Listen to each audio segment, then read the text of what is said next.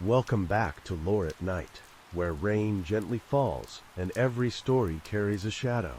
I'm always curious to hear where in the world you're listening from, so comment that down below. Now get comfortable, and let's begin with the first story. The body floated near the shallow bend of Lake Nokomis, tangled in reeds, like a discarded mannequin.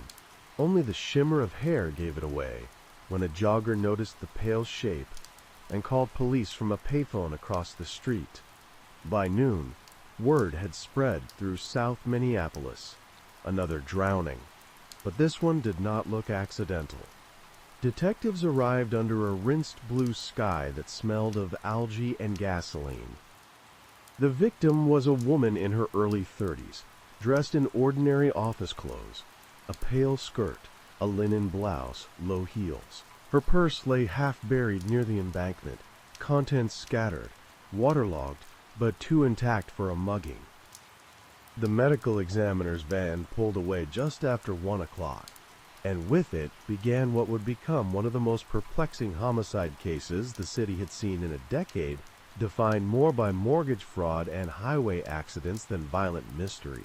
The name came by late afternoon. Sandra Holt, an accountant who lived alone in a small apartment near the University District. Nothing dramatic marked her life. No debts, no personal enemies, no strange obsessions, at least not in the files detectives could locate in those first few days. Her parents lived 2 hours north, in Brainerd. They came down quietly, identified the body, and went home looking hollow and confused. 2 bite marks on her left wrist drew the first real attention. They were shallow, human, and healed enough to suggest they'd occurred weeks before death. Toxicology showed traces of sedative mixed with alcohol. There was no sign of assault, no struggle, no defensive wounds. Someone had subdued her cleanly, carried or guided her to the lake, and let water finish what chemicals had begun. Reporters treated it as another random act of cruelty, something inevitable, in an era when fear seemed to hum beneath the fluorescent light of every supermarket. Yet for Detective Paul Marin, freshly assigned to lead, the case felt different. Nothing about Sandra's apartment matched a scene of chaos. 3 books stacked neatly on her nightstand, dishes clean, answering machine empty, bills paid early. The only missing item was a Polaroid camera, which her sister later confirmed Sandra had bought that spring. Neighbors recalled a man helping her carry groceries one afternoon in May. He was never seen again. Some thought he drove a postal van, others remembered the quiet click of bicycle pedals as he left. Marin's team canvassed the area, called every post office in Hennepin County, but no one recognized the vague description. By mid-July, the case was stalling. Crime in the city had edged upward that summer. Auto thefts, arson, narcotics traffic along the Mississippi corridor, and the department's resources were shifting elsewhere. Marin still went to the lake on Sundays, staring at the patch of bank where the weeds had wilted from police boots. The waterline had dropped now, revealing sticks and the crumpled frame of a metal chair. He imagined Sandra's body drifting toward the reeds and wondered whether she had been conscious when she entered the water. For reasons he couldn't articulate, the image felt almost deliberate, as though someone had arranged her discovery for effect. That thought deepened when evidence technicians finished with Sandra's personal effects. Inside her purse, tucked behind receipts, they found a parking stub dated June 18th. The day before she was last seen. It belonged to a lot beside the Reinhardt storage complex, an industrial maze near the railroad tracks west of downtown. Marin and his partner, Gail Prue, drove out there on a humid Monday morning. The manager said Sandra had rented a small unit 6 months earlier. The paperwork bore the correct signature, though the contact phone number belonged to no one. Inside, there was almost nothing. Just a small desk fan, some bookkeeping files, and a cardboard box of expired film. One film cartridge inside the box was newly opened, though no camera remained. The contents were ordinary photos, flowers, rooftops, blurred portraits, but one shot caught Marin's eye. It showed a section of Minneapolis skyline viewed from what appeared to be the 12th floor of an unfinished building. On the far edge of the image, barely noticeable, stood a figure in a white construction helmet, shoulders turned as if watching the photographer. Marin ordered the photo enlarged. Even then, the face stayed indistinct, more shape than person, but something about the pose unsettled him. The city sprawled behind the man like a dull painting, yet the stance seemed purposeful, almost impatient. In his notes that night, Marin wrote one line. She photographed her own killer. He crossed it out, then rewrote it again. Over the following weeks, the photograph circulated quietly among detectives. No construction company claimed the building.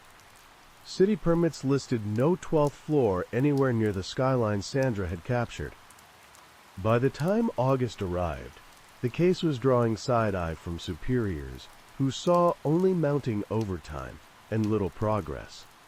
Then came a break of sorts. A clerk processing overdue utility payments found Sandra's name linked to a P.O. box registered under a second address. A converted boarding house north of Uptown, known for transient tenants and half-finished renovations. The landlord remembered renting a single storage closet to a woman matching her description, but insisted she'd never lived there. Inside that narrow space, still smelling of paint and mildew, police found several photographs pinned to the wall with thumbtacks. Each photo depicted apparently ordinary city corners, a bus stop, an alley behind a bar, a library courtyard. Between them hung index cards with place names and dates written in a meticulous hand. It looked like mapping, though no pattern was obvious. By the end of the search, 37 images lay bagged as evidence. None revealed violence or criminal intent, but the repetition of certain vantage points. A telephone pole seen 3 times from different angles, the same mural gradually peeling, suggested intent beyond hobby. Sandra Holt had been watching something, or someone.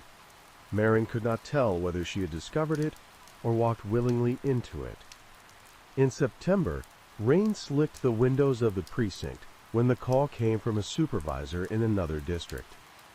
A maintenance worker cleaning an abandoned office tower across from the river had found something sealed inside a utility closet. A Polaroid camera, water damaged, yet functional, and a strip of paper taped inside the lens flap. On it, in smudged handwriting, was a single word: repeat. Marin left the station within minutes. The tower had sat empty since an electrical fire 3 years earlier, its windows boarded, its halls echoing. On the 12th floor, beneath bright halogen floodlight, the closet still smelled faintly of smoke. The camera was placed upright, deliberate, as if waiting to be found. When Marin held it in his hands, damp plastic against his skin, he understood what had pulled Sandra Holt through that strange summer before her death. Whoever she had been chasing was patient. The game had rules, and it had just restarted. Part 2. The Pattern Beneath the Surface Setting, Minneapolis, Minnesota, Autumn 1988. The first frost of the season hardened the dirt along the riverbank where the camera had been found. Detective Paul Marin kept the Polaroid sealed in its evidence pouch, though he rarely let it out of reach. Technicians confirmed 3 partial fingerprints. One belonged to Sandra Holt, one smudged beyond comparison, and one that matched no one in state or federal databases. Forensic science at the time could take weeks to yield little, but the mark of an unknown hand carried a weight heavier than any lab result. Meanwhile, investigators charted Sandra's final weeks against her photos pinned in the boarding house. One constant emerged. Every location corresponded to buildings slated for renovation or conversion. There were 17 in all, mostly aging warehouses or half-finished apartments along the industrial corridor. Several were owned by subsidiaries of a real estate holding company called Northbridge Development, a modest firm that had expanded aggressively since 1985. Northbridge's owner, Eric Vance, was well known in the city. He appeared in local real estate sections often enough that Marin recognized his face before seeing him in person. Their first meeting took place in a sun-bright office overlooking Marquette Avenue, where awards lined the wall in neat symmetry. Vance welcomed police attention as though it were a business transaction. He confirmed that Sandra had visited their office once that spring, inquiring about temp work and accounting, but claimed not to recall whether she was hired. Back at the precinct, Marin's partner, Detective Prue, discovered that Sandra's resume had been logged in a file but marked as consulting only. That open phrase bothered them both. Consulting for what? A line in the folder read, Internal Project 8B, Reconciliation Pending. The Northbridge accountant who signed the note had since moved to Chicago. The document gave no hint of what 8B meant. Still, the thread of financial irregularity offered something tangible. Marin requested bank subpoenas and found that Northbridge Development had quietly transferred funds among 5 shell companies, one of which maintained deposits at the same bank Sandra used. Most of the transfers were small, arranged to pass undetected across multiple accounts. But one $20,000 deposit to Sandra's personal checking stood out. It had arrived 2 weeks before her death, coded as, quote, consulting retainer.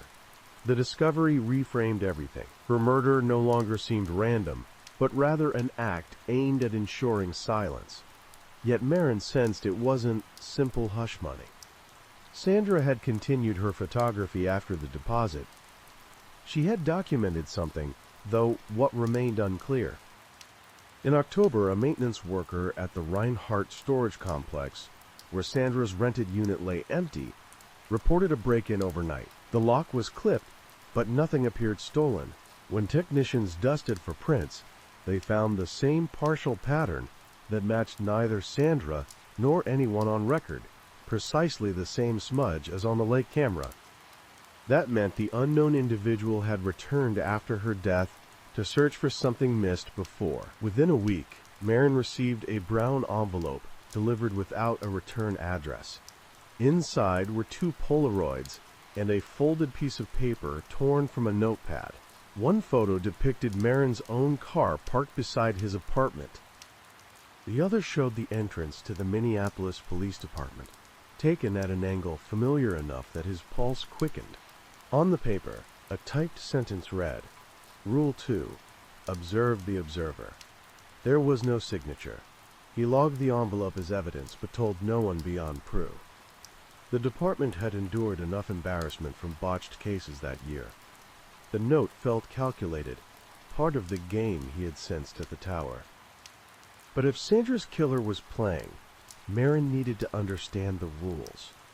Through November, his focus deepened into a ritual. He spent nights mapping the photographs found in Sandra's locker, driving to each site, comparing building permits against Northbridge contracts. In an abandoned factory near the river, he found a small blue tape flag hammered into a wooden beam, marked 8B in black marker. Near it lay the remains of a disposable camera stripped of its casing. The battery and shutter had been deliberately removed. That same week, Northbridge filed sudden plans to demolish the factory and erect luxury condominiums. Marin visited the site again before demolition could begin. This time, on the upper floor, he found spray paint lines forming rectangles along the concrete. The layout suggested walls for future apartments. In the corner, water pooled from rain coming through the roof, and in the reflection something gleamed. He retrieved a crumpled metal key tagged Unit 8B. No city property matched the tag, but one set of files in Northbridge's archive referenced a canceled lease agreement. Unit 8B, Barrington Office Tower. The Barrington had burned partially in 1985, an electrical fire that gutted upper floors but left the structure intact. Officials had sealed it afterward pending redevelopment. It also happened to be the same tower where Sandra's camera had been found. Realizing that, Marin returned to the 12th floor with a maintenance escort and a new warrant. The air inside was sharper now, winter cold mixing with faint soot. He retraced steps to the utility closet, the place of the earlier discovery. Opposite the closet, a row of warped cubicle dividers leaned against the wall. Someone had attached faint chalk lines across them, 8 rows high, 8 across, forming a grid. Within some squares, numbers had been written, each corresponding to dates throughout that summer. He noted June 19th, Sandra's last confirmed day alive, in the lower right corner. Above it, one square bore another number, July 12th. In the margin beside it, a faint mark of red, like rust or dried paint, shaped into a small circle. Marin spent an hour carefully documenting the grid. When he later overlaid it on a city map, something uncanny appeared. Each numbered square correlated roughly with the site Sandra had photographed, forming a broad semicircle that enclosed downtown Minneapolis. At the center sat the Barrington Tower itself, listed under Northbridge ownership. It no longer looked like coincidence. Sandra had mapped these sites deliberately. Perhaps she predicted where something would happen next. Perhaps she already knew. The repetition of repeat came to mind. Not a message for the killer, but a warning about a cycle poised to resume. As the season turned, one more anomaly surfaced. The Minnesota Department of Labor received multiple anonymous complaints alleging unsafe conditions at Northbridge sites. The letters named Eric Vance directly, accusing him of falsified permits and dangerous wiring practices, identical to those blamed for the Barrington fire 3 years earlier. Each complaint carried no signature, but the typewriter ink matched that found on the Rule 2 note sent to Marin. The implication was maddening. Whoever taunted him had the same machine used to write the threats and the whistleblower letters. They were either the culprit or someone forcing the pattern to continue. On December 3rd, Marin's phone rang before dawn. Another body had been found, this time inside an unfinished condominium near St. Anthony, Maine. The victim was a male in his mid-30s, dressed in paint-stained clothes. His ID read Lucas Weller, a foreman recently contracted by Northbridge. The autopsy later revealed sedatives identical to those found in Sandra Holt. That night, Marin stood outside the taped perimeter as snow began to fall. A city worker pushed salt across the sidewalk. Lights from the river shimmered faintly through wind-blown flurries. Somewhere behind the facades of new construction, a figure might still be watching. The city looked clean in the cold, but Marin no longer trusted its surface. The killer had changed the stage. What began as a single death near the lake now extended through blueprints and half-built towers. And from the way Weller's body was positioned, face tilted toward the street, eyes half open, it looked less like an accident than a message addressed directly to him. Part 3. The Man in the Frame Setting. Minneapolis, Minnesota. Winter 1989. Snow reduced the city to grayscale. Plows carved narrow trenches through drifts that turned alleyways into canyons of ice, and the skyline vanished most days into pale haze. In that muffled quiet, the homicide files on Sandra Holt and Lucas Weller grew thicker but not clearer. Detective Paul Marin lived in half-silence now, surrounded by photos stretched across his apartment wall, the lake bank, the storage unit, the grid on the cubicle dividers. He studied each line until dawn, chewing on the same suspicion, that both victims had stepped into a system larger than their understanding. Sandra as the observer, Weller as the enforcer, perhaps both eliminated once their roles ended. Forensics linked Weller's fingerprints to at least 2 Northbridge properties under inspection that autumn. His phone records placed him near the Barrington Tower a week before Sandra's death. The coincidence deepened when investigators examined Weller's locker at a nearby repair yard. Inside, amid rusted tools and coffee tins of screws, lay a folded invoice, a private construction order dated April 1988, signed by Northbridge subcontractor Allied Works, requesting minor electrical rewiring in the Barrington basement. No such permit existed on record. Marin visited the Barrington again, tracing the building's lower levels through rusted corridors that still smelled faintly of charred insulation. The basement had been sealed with a city lock, which he broke under warrant. Behind sheets of dust-streaked drywall, he found something unexpected: a steel utility cabinet partly recessed into concrete. Its door carried the faint outline of a number wiped away by gloved fingers. 8B, once again. The cabinet held a weathered film canister and a single plastic badge printed with an unfamiliar logo, a minimalist circle around 3 vertical slashes. Later, the logo turned out to match an obsolete Northbridge branch that had handled demolition licensing. Inside the canister lay 1 roll of undeveloped black and white film. When processed, the images showed empty rooms and stairwells, all belonging unmistakably to the Barrington Tower at its moment of abandonment. One shot stood apart, a close-up of an electrical control panel, its circuit breakers wrapped in plastic and labeled with handwritten tape marked "Redirect." In the photo's corner, half reflected in the metal surface, stood a blurry profile, the same angled shoulder seen in Sandra Holt's skyline photo. By then, Marin recognized the pattern repeating, a mixture of construction logistics and performance. The killer, or architect, as Marin had begun thinking of him, built his crimes the way someone arranged a photograph, each scene composed with deliberate geometry, each victim positioned like part of a larger study in exposure. December turned hard. The snow thickened. Minneapolis slowed to its yearly crawl of headlights and wool coats. Public concern over the deaths ebbed after the holidays, but in the precinct, murmurs about a serial element persisted. Only Marin and Prue kept the grid pinned above their files, still adding pins as new leads appeared. Each point formed something like a spreading circle. At its edges stretched the newest developments Northbridge claimed to finish by spring. One night in early January, while Marin was reviewing statements, Prue received a call from a former Northbridge accountant now living in Duluth. The man, Thomas Hild, sounded shaken. He said he had once processed company payroll for a project named 8B that was never completed because all records vanished after a site incident.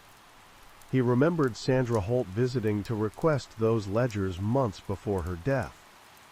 She told him it related to insurance reconciliation. He sent copies, assuming it procedural, then grew uneasy when she stopped calling back. The ledgers eventually reached the cold case team. They detailed payments routed through phantom subcontractors, most leading to accounts in another name entirely, Catherine Vale. The name appeared again in public building applications from 1984, listed as Northbridge's original safety inspector during the Barrington renovations. Further research showed she had died in the fire that year, an accident, burned beyond identification. It would have ended there if not for a photograph taken the prior summer by a local urban historian. The picture, archived at the Hennepin County Library, captured the Barrington's evacuation during the fire. Among smoke and ladders, a woman in a white helmet walked calmly from the doorway, unassisted. Her face bore an uncanny resemblance to the blurred profile recurring through Sandra's film, the past and present folded together at that moment. Marin considered that Catherine Vale might not have died at all. She could have assumed an alias, resurfaced through Northbridge, and continued manipulating its finances while eliminating anyone who discovered her fraud. Or someone had taken her image deliberately, using her phantom record to cover something deeper, that the Barrington fire itself was not a failure but a rehearsal. Winter sunlight pierced the blinds when Marin laid the photographs side by side. The woman in the 1984 evacuation photo, the reflective shoulder in the circuit panel shot, the faint figure on Sandra's skyline image. The posture matched across all three. Even the slight tilt of the head seemed identical. Whoever this person was, they had been present at every stage of Northbridge's quiet metamorphosis. Midway through January, another envelope arrived at the precinct mail desk, typed on the same machine as the earlier notes. It contained a 3x5 photograph and no message. The picture showed the snow-choked courtyard outside Marin's apartment building, filmed from above, his distinctive sedan parked at the curb. In one window of his apartment, light glowed faintly yellow. The timestamp etched near the bottom read 1:23 a.m. the previous night. Security footage confirmed no breaks or intrusions. Marin watched the tape frame by frame until his eyelids ached, but nothing stirred beyond drifting snow. Yet the realization gnawed at him. Whoever Vale, or her successor, was, they no longer watched from construction sites. They were close enough to study him just as Sandra Holt once studied them.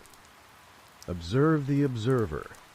February brought thaw around the river, revealing debris that winter had sealed under ice. Among supermarket carts and branches, a metal box surfaced downstream from Lake Nokomis. Inside, wrapped in waxed paper, lay 3 more Polaroids. Each depicted a burned interior matching rooms from the Barrington Tower years earlier. But the last image unsettled every investigator who saw it. It showed 6 men standing amid charred debris, wearing respirator masks and tool belts, as if posing for documentation. 5 were confirmed as fire recovery workers from 1984. The 6th stood slightly apart, face hidden under reflective visor, hands gloved in white insulation material. Across the bottom edge, someone had written in different ink, "Next phase begins when construction complete."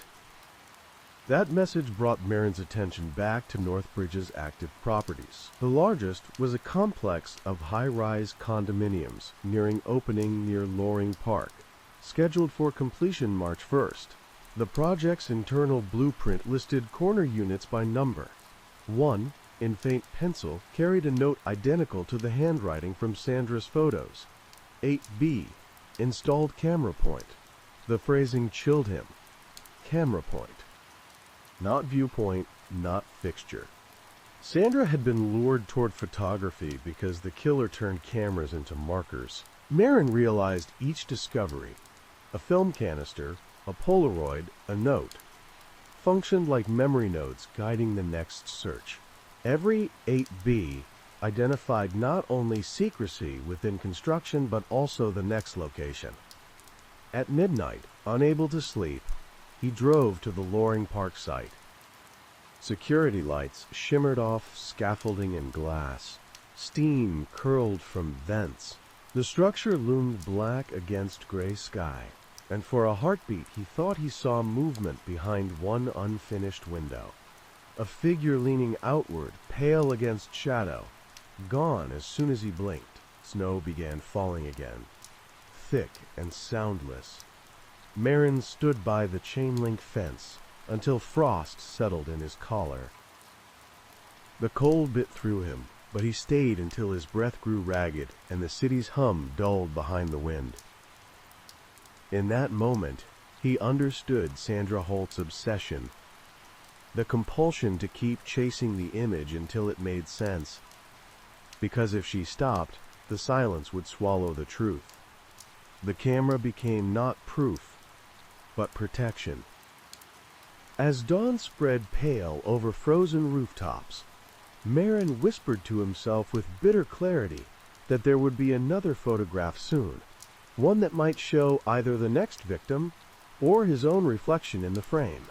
The cycle had not ended. It had only developed to the next exposure. The city thawed unevenly that March, its gutters full of gray meltwater. sidewalks coated in the residue of winter salt. Construction cranes dotted the sky near Loring Park, skeletal outlines against damp clouds. Northbridge Development prepared the grand opening of its new complex, promising light, glass, and renewal for a city eager to forget the grime of earlier decades. Detective Paul Marin did not believe in urban renewal anymore. He spent his mornings at the precinct, tracing the map of 8B properties, and his nights listening to the ticking in his apartment's heat pipes like a metronome anchoring dread. He had placed extra locks on his door, though that comforted him little. Every sound echoed the sense of being observed. Evidence linking the deaths of Sandra Holt and Lucas Weller to Northbridge had grown circumstantial, but hard to dismiss. Forensic auditors found missing funds that vanished through shell accounts tied to a post office box leased under the name C. Vale. The typewriter used for all anonymous letters, the Rule 2 note, the whistleblower complaints, matched models issued to site managers during Northbridge's older projects, long since obsolete. Marin requested one final search warrant targeting the new condominium high-rise that bore the last trace of Sandra's handwriting. Permission came quickly, largely because the district commander wanted closure before press coverage reignited. The order limited them to non-destructive inspection. If they found nothing, the case would be archived as unresolved. Acceptable bureaucracy for a case already draining public sympathy. On March 2nd, 2 nights before the building's dedication, Marin and his partner Prue entered Unit 8B. The condominium, gleaming with polished tile and untouched appliances, smelled faintly of unfinished plaster. It felt sterile, a stage prepared for buyers and speeches. The number on the door gleamed new, but behind paint lay faint scratches as if something else had once been bolted there.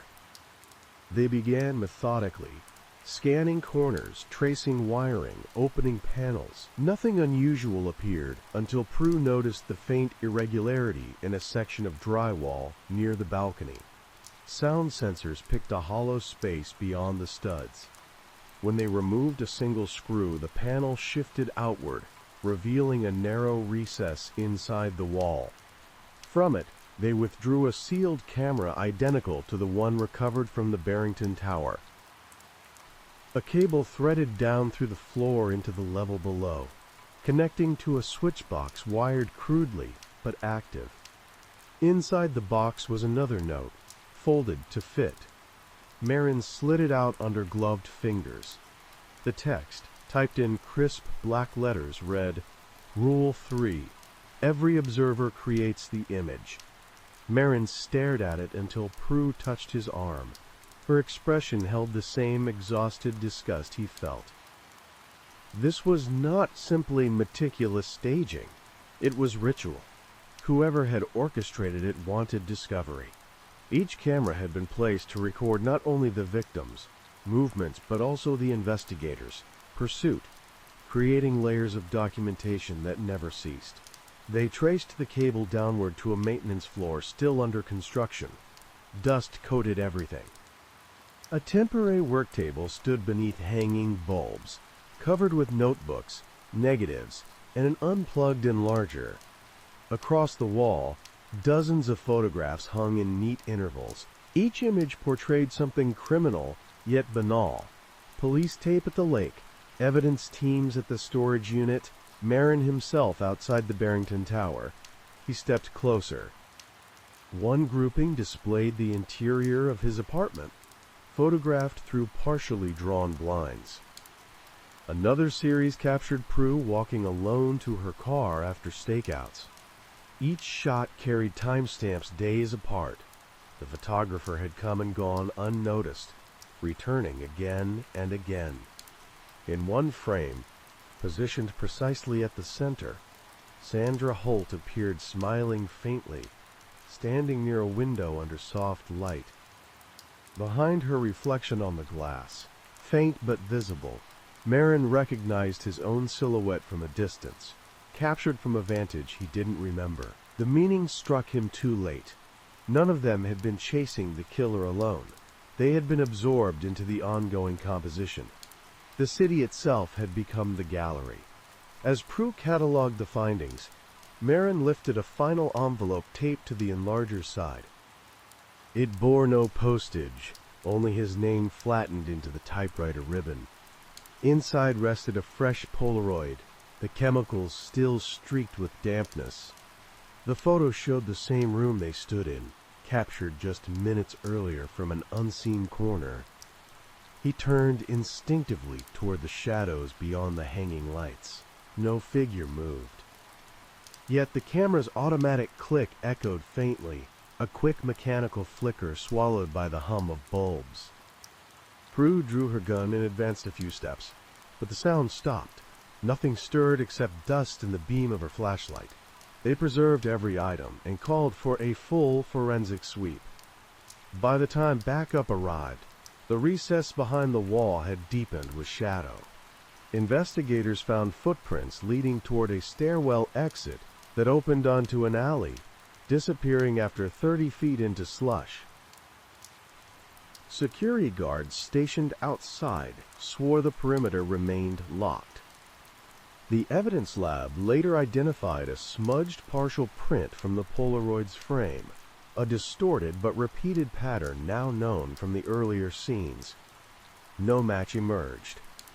The photography chemicals on the work table, purchased through Northbridge accounts, had all been ordered within the previous 2 weeks. Whoever set the stage had done so recently, maybe the very night before. The dedication proceeded on schedule that weekend.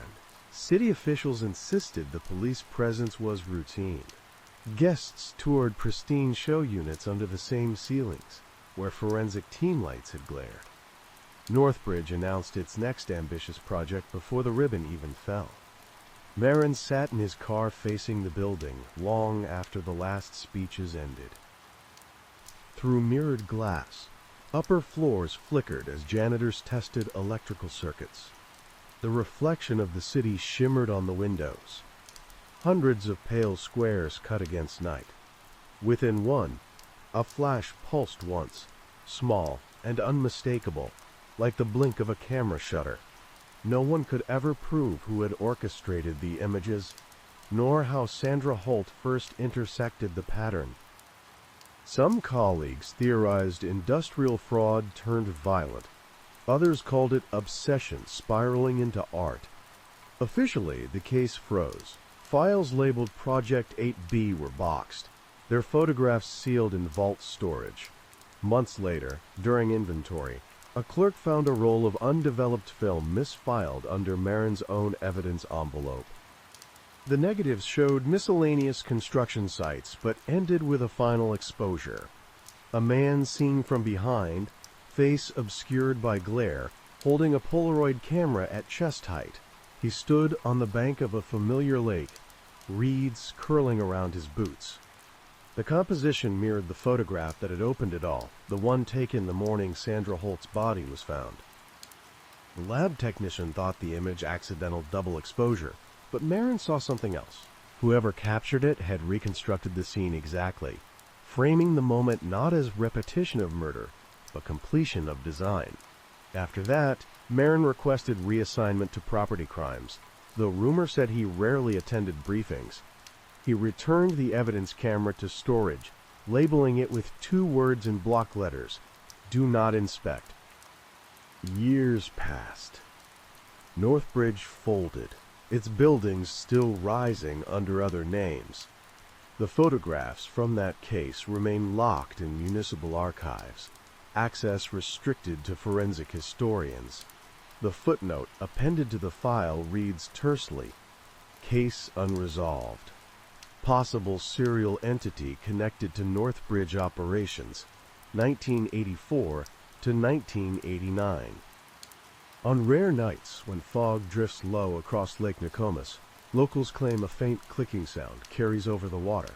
Some think it's only power lines or ice contractions. Others, remembering the old headlines, say it sounds just enough like a shutter capturing the dark, one exposure at a time. Now let's begin the next story. The city woke at dawn under a pale, unremarkable sky, as if the day itself wore a coat of quiet restraint. It was the sort of morning that lured people into routines while quietly masking something unspoken beneath the sidewalks and storefronts. In the early hours, a garbage truck rumbled past the derelict warehouses near the river, its headlights catching on rain-slick bricks and the stubborn, salt-stained graffiti that refused to yield to time. In a practice room above a shuttered music hall, a ledger lay open on a wooden table, its margins crowded with cryptic marks and neat, inked signatures. The ledger belonged to a man named Elias Dorn, a figure who had never been photographed, who preferred to blend with the city's shadowed corners rather than to claim a proper place within its daylight routines. Elias operated in a mode of quiet enterprise that bridged gray areas, an intermediary between the world's legal and informal economies. He did not deal in obvious contraband or explosive schemes. Rather, he moved through channels that could be interpreted in more than one way, leaving behind a faint odor of mechanism and inevitability. His office was a converted storage room above a tailor shop, its walls lined with shelves that held boxes of paper, receipts, and devices whose purposes were ambiguous. The room felt like a cockpit from another era, functional, spare, and always one step away from collapse.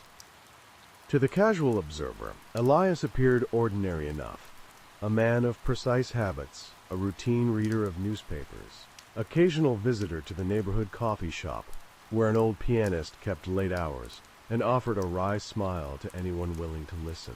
The catalyst for what would become a case that stretched the city's nerves beyond routine fear came not with a thunderclap, but with a careful, almost ceremonial thud. On a Tuesday that bore the residue of damp air and overcast skies, a warehouse door on the riverside of town failed to close properly. The failure seemed trivial at first, the sort of malfunction anyone might overlook amid the day's other petty inconveniences. Yet within the warehouse, a body lay behind a stack of empty crates, a man named Marcus Hale, once a minor figure in the local nightlife scene and now a quiet fixture in the neighborhood's undercurrents. Marcus's death appeared accidental at first, a fall, a misadventure in a place where heavy crates and dim light created the conditions for bad luck. The autopsy suggested nothing spectacular: a bruised temple, a broken rib, signs of a fall that might have occurred during a solitary moment of misfortune. But the people who knew Marcus knew there was more to him than the surface of his life suggested. He had kept a ledger, too, less meticulous than Elias's, more impulsive, a document that recorded favors owed and debts settled, and the names of people who had disappeared into the city's quiet, unacknowledged margins. The ledger's absence would later become a key problem for investigators, because Marcus's friends swore he spoke of a project that would change everything, a phrase that sounded grand and vague and born of desperation.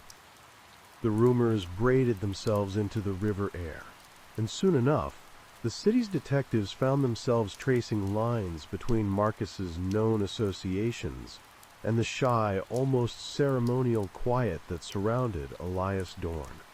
As investigators began to map the terrain of Elias's operations, they encountered an ecosystem that seemed to thrive on the city's obsessions with legitimacy. Elias did not attract attention by doing one dramatic thing. Instead, he assembled a sequence of ordinary actions, documented deals, carefully worded emails, a habit of presenting himself as a reliable intermediary that, when viewed collectively, suggested a pattern. The pattern involved a series of exchanges that blurred the lines between contractual business and something more elusive, the ability to move money and information through networks that could plausibly be explained as legitimate commerce, philanthropy, or professional services, depending on who was asked. One thread led to a warehouse district on the outskirts, where a surveillance camera captured the silhouette of a man who resembled Elias crossing a loading dock at night. The figure's gait was purposeful, the pace measured. He carried a small, heavy case that did not appear to contain documents, but rather a collection of objects whose use remained opaque to the untrained eye. The case would become a symbol in the ensuing investigation. A portable set of tools that might be used for any number of incongruous tasks, all designed to keep secrets well contained. In the days that followed, the city's reporters learned to anticipate small, almost theatrical gestures from Elias. He appeared in public places with a careful discretion that suggested respect for the social contract, even as he quietly operated at the edge of it. He did not court headlines. Rather, he elicited them by simply existing in the spaces between official oversight and private necessity. For the detectives, deciphering his methods required patience and a willingness to consider what the city chose not to say aloud. The case grew in the enforced stillness between discovery and interpretation, as if the truth was being coaxed from the city's bricks, one stubborn layer at a time. The first concrete clue emerged in a corridor of the riverfront complex, where a janitor found a file folder discarded beneath a stairwell. Inside were photographs of Marcus Hale taken at various points across the city years earlier, paired with receipts that indicated purchases of equipment linked to mechanical repairs, not to criminal activity in the conventional sense, but to projects that required careful, discreet execution. The receipts bore dates close to Marcus's death, and names that suggested collateral connections willing to align with a larger, unsettled purpose. The photographs showed Marcus in places where Elias had been seen, sometimes with a shy, almost protective smile that suggested a complicated relationship rather than simple antagonism. The juxtaposition of Marcus's vulnerability with the appearance of Elias's controlled, almost serene presence unsettled the investigators. It suggested that Marcus's death was not a simple misfortune, but a calculated act within a broader arrangement. As the days unwound, public interest shifted from Marcus's death to the questions of motive. Who would benefit from such a death? And why would a ledger disappear at a moment when the city's attention was already thinning as a new morning approached? The investigators learned to listen for what was not spoken as much as for what was said aloud.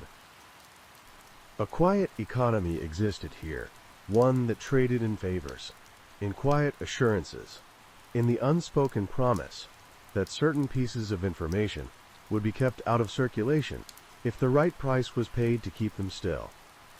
If Elias had crafted a system to manage these delicate transactions, what exactly did the system yield when pressed to reveal its endgame? By the end of Part 1, the city held its breath at the brink of a revelation it could not yet name. The investigators stood at the edge of a closed circle, one that circled Elias Dorn and the memory of Marcus Hale in a corridor of blurred loyalties and unanswered questions. There was a sense that the true crime lay not in any single act of violence, but in the accumulation of small, persistent choices that rendered the city complicit in its own quiet catastrophe. The river's murmur, the warehouse's echo, and the ledger's stubborn pages combined into a narrative that would demand further attention, and, perhaps, a reckoning that the city was not prepared to face. For now, the story waited, patient as the tides, while the daylight world moved on with its ordinary adequacy, unaware that a thread so delicate could unravel an entire fabric of trust. The investigators began to suspect that the city's outward calm disguised a deeper contagion, one not easily tracked through spreadsheets or case files. In the weeks after Marcus Hale's body was found, New Orleans in 1984 looked much as it always did, humid, forgiving, slow in its rhythms.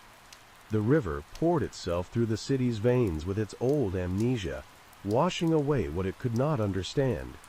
But beneath the music drifting from half-lit bars and the humid chatter of the French Quarter, something faintly geometric moved, assembling itself bit by bit. Detective Clara Bouchard had worked too long in the department's financial crimes unit to put faith in coincidence. Marcus's death had been written off in the first reports as an accident among hustlers, a fall from grace of someone no one with influence cared much about. Yet the ledgers found later, both his and those linked by handwriting analysis to Elias Dorn, spoke of a coordination too deliberate to dismiss. The police had no definition for the kind of trade Elias managed. It involved temporary ownership of assets, complicated loans disguised as humanitarian donations, and the purchase of undervalued warehouses along the riverfront that never seemed to produce anything tangible. These transactions left no victims who would testify, only a pattern of vanished intermediaries and reconfigured titles that circled back to the same narrow set of corporate addresses. The second body appeared in early May, dragged from the canal behind a lumber yard near Alver Street. The man, identified as Joseph Jacques Lemaire, had disappeared 3 weeks earlier, last seen leaving a nightclub that Marcus Hale once partially owned. Lemaire's death bore the same unspecific violence. A blow consistent with a fall, no defensive wounds, no struggle. But the striking detail lay in what he carried. A small tag clipped to his belt with a faintly imprinted serial number matching one found on equipment in Elias's warehouse. The detective unit was suddenly seized by the uncomfortable feeling of chasing something that refused to name itself. Lemaire had no official tie to Elias, yet his death pointed directly toward the ledgers, quiet codes. Clara drew a map of the city, pinned with blue markers for each property Elias had acquired in the previous 5 years. The pattern resembled a corridor along the industrial border between residential neighborhoods and decay. All these warehouses shared a peculiar feature. They were registered under separate holding companies that reported no revenue and no expenses. When she brought her findings to the department's internal task force, the response was more procedural than alarmed. Illegal property networks were common then, a byproduct of cheap real estate and unregulated investment. But the tone within the unit began to shift when forensic accountants traced overlapping transfers between those shell companies and several offshore banks associated with Eastern European shipping conglomerates, names that had surfaced before in money laundering cases tied to stolen art and restricted technology. For the first time, Elias Dorn's name appeared in the federal database. He had no prior record but existed in the margins of other people's crimes, as though he had passed through without touching the ground. Clara followed the trail until it turned surreal. Among the properties he managed, one, a modest art gallery near the Faubourg Marigny, was owned through an entity that filed under a defunct cultural foundation linked to the city's tourism office. The paperwork was immaculate, but carried a faint echo of forgery that none of the clerks could explain. Inside the gallery, half the walls were covered with ordinary landscapes, but behind one false panel rested a collection of small, catalogued mechanical instruments that police later identified as transmitter components, obsolete but functional. The case expanded overnight from a local file to a matter of national interest. The discovery of those devices fractured what little coherence remained in the narrative. Were these tools of surveillance or relics from the post-war period that Elias had acquired for nostalgic reasons? The equipment dated back at least 2 decades, yet each piece had been cleaned recently, oiled, labeled, and grouped by serial lot. Nothing about the arrangement suggested chaos. Someone had prepared them for deployment or preservation, but to what end no one could tell. The city's prosecutor called for secrecy, citing the sensitivity of possible espionage connections. In the press, rumors multiplied: a smuggling ring, a Soviet front, an insurance fraud ring that coded messages into real estate filings. Every explanation exhausted itself under scrutiny. Meanwhile, Elias Dorn didn't run. He simply receded, as if he had completed the arc he intended. Witnesses described glimpses of him in midtown cafes or walking near Esplanade Avenue, always unhurried. He looked more like a man watching his own name being misused than one fleeing from accountability. Clara followed each sighting, sometimes arriving mere minutes after he had gone. She described it later as chasing a silence that kept changing shape. In late summer, an anonymous envelope arrived at the police headquarters. Inside was a single Polaroid showing Marcus Hale and Elias standing beside a stack of wooden crates marked with symbols matching those of the found transmitters. They appeared calm, maybe cordial. On the back, a handwritten note in neat black ink read, "The project was never finished. Find the river mouth." The photo's timestamp aligned with a period when Marcus was known to be alive, suggesting their collaboration might have run deeper than any ledger implied. Clara returned to the river warehouses, scouring abandoned docks downstream. At one site, long owned by one of Elias's holding companies, she discovered a concealed partition built into the foundation. Inside was a metal cabinet containing more ledgers, fragments of an accounting system written in multiple hands, some in pencil, some in pen. The entries referenced foreign cargo shipments, listed in code that crossed between engineering notations and economic ledgers. Analysts concluded that the entries detailed the movement of precision components, gyroscopes, circuit boards, rare alloys, things that could serve both civilian and military functions during a decade when global markets traded them with less restriction but equal suspicion. Two conclusions emerged.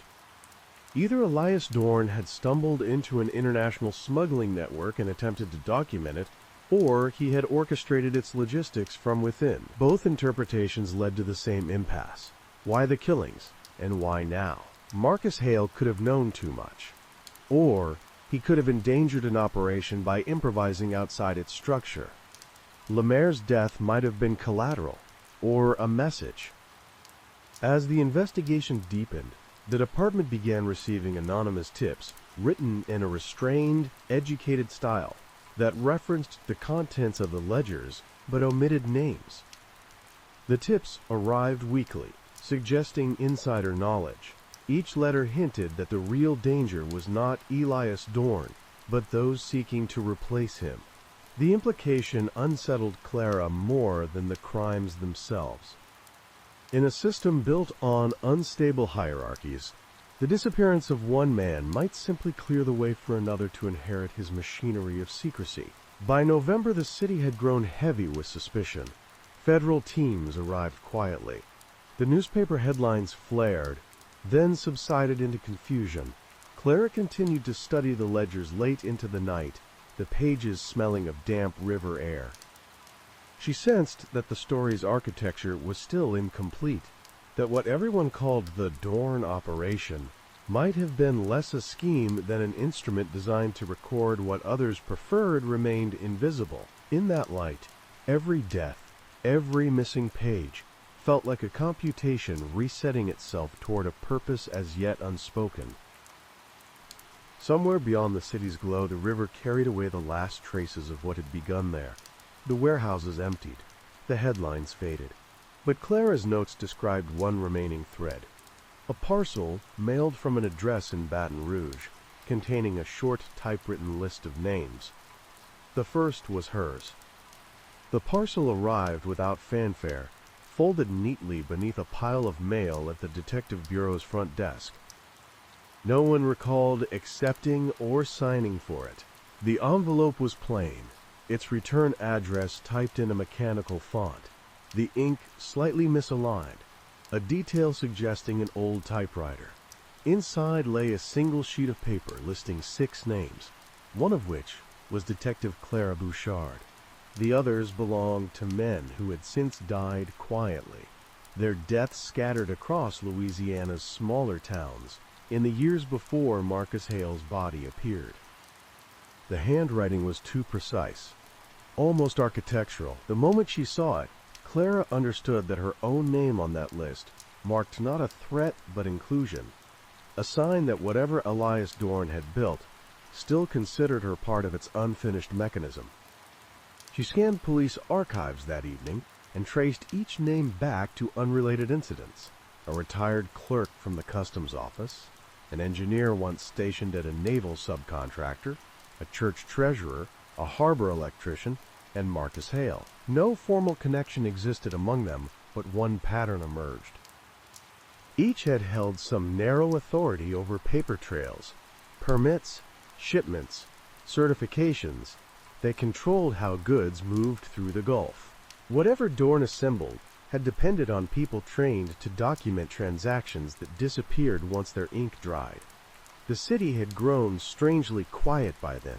The investigation's momentum slowed as new leads dissolved under jurisdictional complications. The federal inquiry shifted to Houston, citing cross-state movement of merchandise, leaving New Orleans once again to handle its own ghosts. Clara refused to step back. She obtained a small room above a closed pawn shop off Basin Street and continued reviewing the ledgers at night, copying their structure in longhand to learn how Dorn's logic worked. What she found was complex, yet deliberate. Each ledger entry paired two images, a number sequence, and a cipher written in brief Latin phrases, almost like mottos. When translated, they formed sentences that read like aphorisms. Every line returns. All weight finds balance. One record survives another. They made no sense until she overlaid the codes with coordinates from the property maps. The ledgers were not only financial accounts, they were spatial. Every address matched another on the list, creating pairs of physical locations that mirrored each other across the city, as though Dorn had been building a hidden grid beneath the surface of New Orleans. Clara began to see the city differently, its levees, its canals, the jigsaw of warehouses and small offices. Each formed a node in a quiet architecture that recorded the city's material life, the flow of goods, the endurance of graft, the bureaucratic ghosts that haunted every legitimate ledger. Dorn's brilliance or madness, depending on interpretation, lay in turning corruption into a kind of self-sustaining machine whose participants believed they were performing ordinary administrative tasks. The machine's product was invisibility itself. Its fuel was the bureaucracy it mimicked perfectly. In late winter of 1985, a warehouse on Tchoupitoulas Street burned overnight, consuming almost everything inside. Among the debris, investigators recovered a half-melted metal case identical to the one Elias Dorn had carried in the grainy surveillance photo months earlier. Inside, they found film reels labeled with dates and warehouse codes. Restored partially by the state lab, the footage depicted long, static shots of the river, docks, and night traffic. Occasionally, a figure would appear on screen, silently pacing, then vanish again. The camera positions corresponded precisely to the coordinates found in Dorn's ledgers. Each frame seemed less a record of movement than an act of surveillance directed back at the city itself. The discovery turned the case inward. Reporters speculated that Dorn had constructed a network of observation posts, using ordinary warehouses as cover. Officials whispered that the city's infrastructure projects of the late 70s, its drainage rewiring, its port modernization, had been quietly filmed not by journalists or engineers, but by Dorné himself. Whether he did so for a foreign buyer, for blackmail, or for something more abstract, no one could say. The footage carried no overt political or criminal content, just movement, trucks, people, light. It was as if someone wanted to preserve the city's anatomy before it changed shape.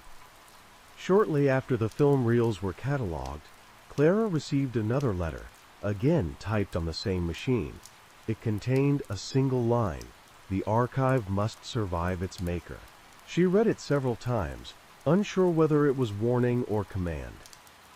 The handwriting matches suggested it came from the same person who had mailed the first parcel, but no fingerprints, no hair fibers, nothing material could be extracted. The weeks that followed deepened the unease. Several of Clara's colleagues transferred or retired abruptly. The department closed the official inquiry, attributing the unresolved deaths to unrelated circumstances. Yet the quiet retreat of authority only heightened her conviction that something systemic lay buried beneath procedural explanations. She began preparing her own documentation, copies of the ledgers, film stills, photographs, and marginal notes, stored inside safety boxes across multiple banks under assumed names. In February, a storm front rolled in from the Gulf, flooding parts of the riverfront district. Surveillance towers collapsed, and 2 warehouses from Dorn's grid were destroyed. Amid the cleanup, dredgers uncovered a set of pipes beneath the river's silt that connected several of those freight basements to a central conduit, leading to a concrete chamber under an unused pumping station. Clara accompanied the engineers who entered it first. What they found seemed out of proportion to any plausible smuggling enterprise.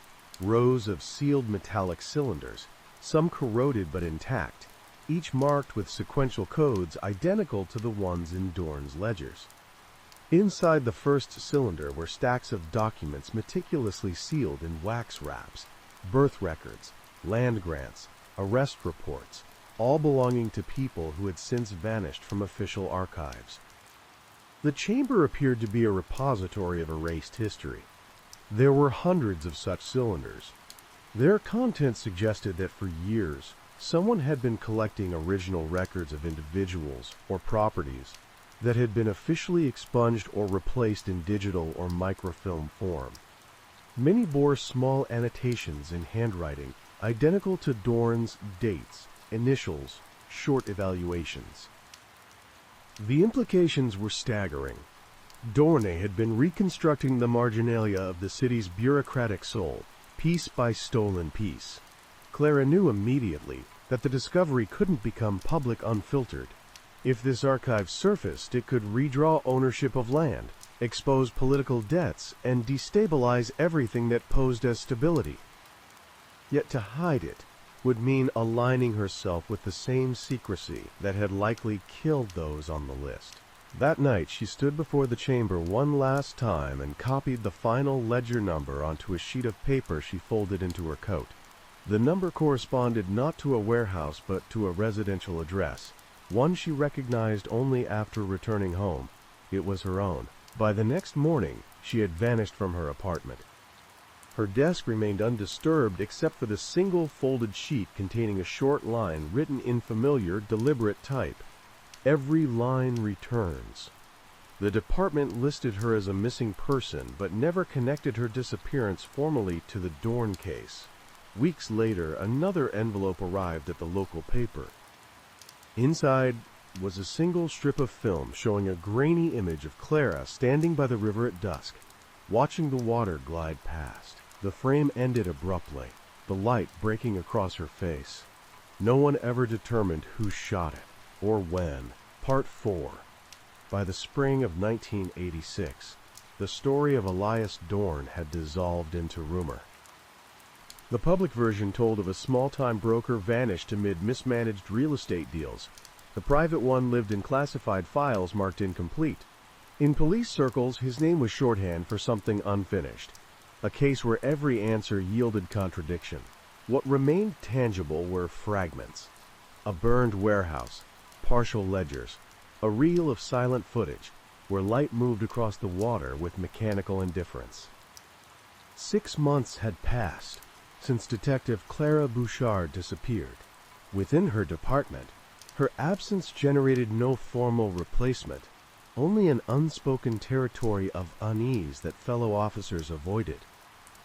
Most believed she had fled, frightened or complicit, but beneath the riverlines of New Orleans, near the concrete chamber where the cylinders had been found, workers clearing flood debris came upon a leather satchel half buried in mud. Inside were neatly stacked papers, sealed in plastic, labeled with her initials. The first page bore her handwriting, a chronology of events from Marcus Hale's death to the discovery of the subterranean archive, all cross-referenced against coded entries from Dorn's ledgers. The document read less like a police report and more like a personal reckoning.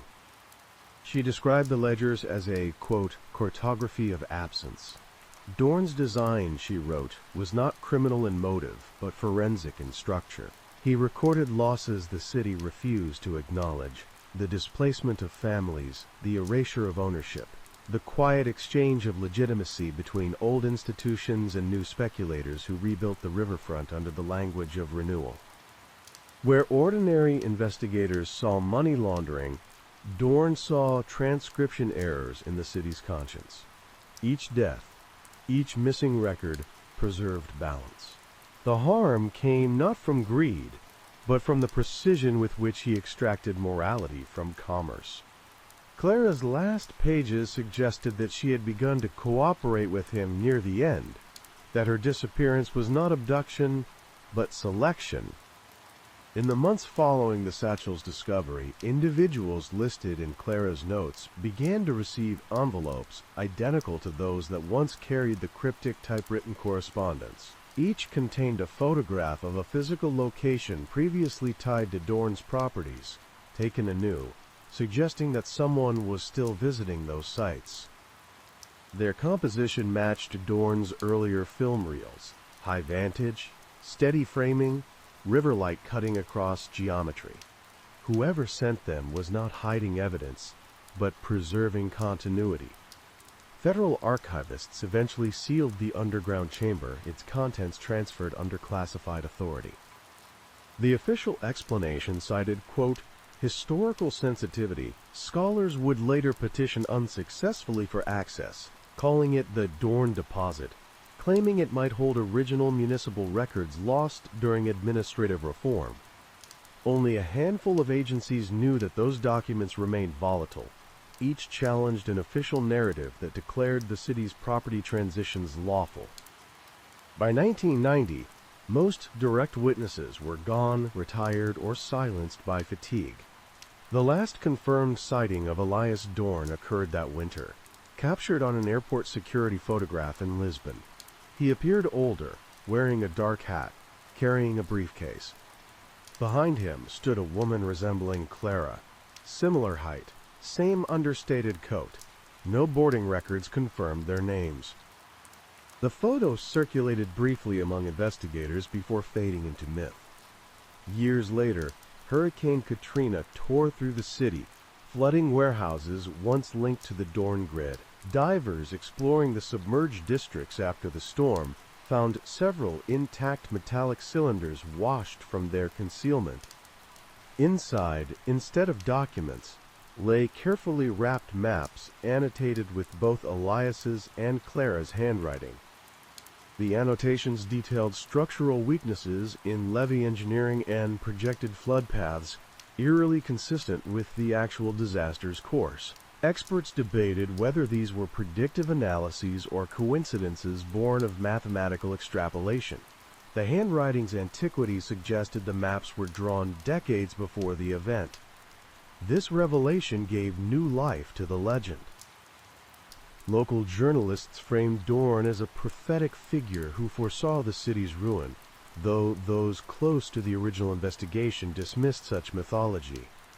For them, Dorn's obsession had always been record-keeping, tracing the line between what was officially preserved and what was deliberately forgotten. His ledgers were an ethic disguised as corruption, to catalog the truth even as it perished. The fact that Clara Bouchard might have joined that project reframed her disappearance not as tragedy, but as absorption into his design. In 2005, an anonymous donation arrived at Tulane University's History Department, a wooden crate labeled simply for archive. Inside were microfilm reels, their index dated from the 1970s through the mid-80s. The reels contained images of property deeds, personal letters, and blueprints, all aligning with missing municipal files once believed destroyed in fires or floods. None of the accompanying paperwork indicated how they were obtained. The handwriting on the index sheet matched Dorn's precise script. The university's archivist initially classified the materials as anonymous civic donations, but scholars quickly noted their completeness. Each reel restored a section of the city's bureaucratic history, an alternate archive that mirrored official records, line for line, revealing omissions no one had dared to suspect. In a photograph taken the day the material arrived, one corner of the crate shows a faint typewritten note stapled to the wood. "Archive must survive its maker." The discovery reignited inquiry. Younger journalists sought to reconstruct the story, but documentation remained fragmented. Some officials insisted Dorn never existed outside legend, that Elias Dorn was a cover name for a collective of record smugglers. Others argued he was a moralist, posing as a criminal, a statistician of decay. The truth dissolved into ambiguity. What united all accounts was the notion that the city itself was the ultimate suspect, a living system that reorganized information to sustain its own equilibrium, removing inconvenient truths like infected tissue. In the present day, the Dorn files remain sealed in 2 national repositories. The law considers them state property. Historians regard them as an indictment. Clara Bouchard's family never declared her dead. Each year, on the anniversary of her disappearance, an unmarked envelope arrives at her sister's home, containing a single Polaroid of the Mississippi River, taken from a fixed point near the old canal bridge. The light, always late afternoon, makes the water appear copper. No one knows who takes the photographs. No fingerprints, no return address, only a faint inscription on the back, written in that same mechanical type. Every line returns. And in the city where the river keeps its own counsel, that phrase endures like a private truth. Proof that within every record, visible or lost, the crime that matters most is not disappearance, but the perfection with which it repeats itself. Now, let's get into the next story for tonight. The first patrol car arrived before sunrise, its headlights cutting across the frontage road and stopping just short of the gravel shoulder. The highway beyond was empty at that hour, a straight ribbon of asphalt stretching through scrub and dust toward a pale horizon. There was no wind, no movement, only the faint hum from the gas station's refrigeration units and the click of cooling metal from the pumps that had been shut down overnight. The body lay behind the station, positioned between the dumpster enclosure and the rear wall of the convenience store. It was not immediately visible from the road. Whoever left him there had chosen a place that fell outside the casual sightline of passing traffic, a narrow strip of shadow where the floodlight had burned out months earlier and never been replaced. The man was on his side, knees slightly bent, one arm folded under his chest, as if interrupted mid-motion. His face was turned toward the concrete wall. There was no blood pooled beneath him, only a darkening stain at the collar of his shirt that had already begun to stiffen. The clerk who made the call stood just inside the back door, one hand gripping a pack of cigarettes she had forgotten to put down. She had taken the trash out at the end of her shift, following the same routine she had followed every night for the past 3 years. She noticed the smell first, something sharp and wrong that did not belong to refuse or fuel. When she saw the body, she did not scream. She stepped back, closed the door, and waited several seconds before dialing. Later, she would not remember why she waited. By the time the county sheriff arrived, the eastern sky had lightened enough to show the low buildings that clustered around the highway exit. A closed diner with its sign dark. A tire shop with hand-painted lettering. An aging motel set back from the road, its stucco walls the color of sand. Beyond that, open desert, flat and patient, broken only by utility poles marching toward the hills. The victim was identified by his wallet within the first hour. His name was Dave Rutherford, age 42, resident of the motel 200 yards away. He had checked in 6 weeks earlier and paid weekly in cash. The clerk at the motel remembered him because he kept to himself and asked for extra towels, though he never explained why. His room was on the second floor near the end of the exterior corridor, a position that offered privacy without isolation. Inside the room, the bed was neatly made. No luggage was visible beyond a single duffel bag stored beneath the frame. The bathroom sink held a travel-sized bottle of aspirin and a disposable razor. Nothing appeared disturbed. The television was unplugged. The air carried the faint smell of disinfectant layered over something older, something organic that suggested prolonged occupancy rather than a brief stay. Investigators noted the absence of obvious defensive injuries. Dave Rutherford's hands showed no fresh cuts. His fingernails were clean. The mark at his neck suggested compression rather than impact, though it was too early to say more. There was no wallet missing, no sign of robbery. His cash remained folded behind a credit card he had not used in months. The distance between the motel and the gas station could be covered in under 5 minutes on foot. The path was direct and well-worn, a strip of dirt where countless guests had crossed for late-night snacks or cigarettes. Someone like Dave Rutherford would have had no reason to take a car.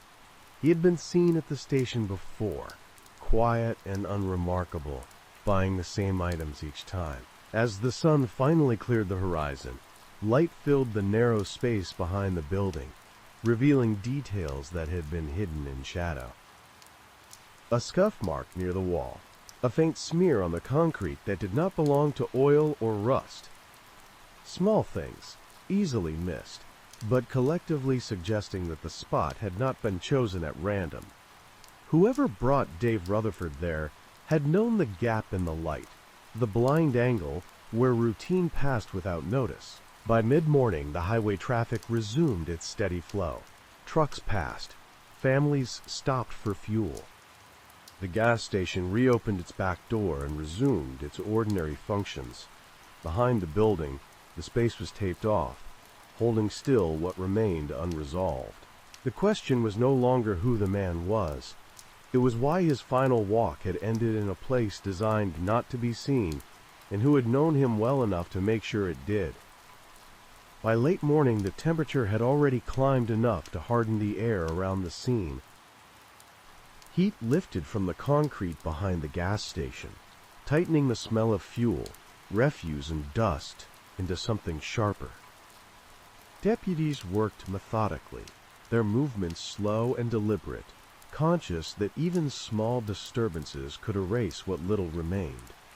The scuff mark near the wall was photographed from multiple angles. Measurements were taken.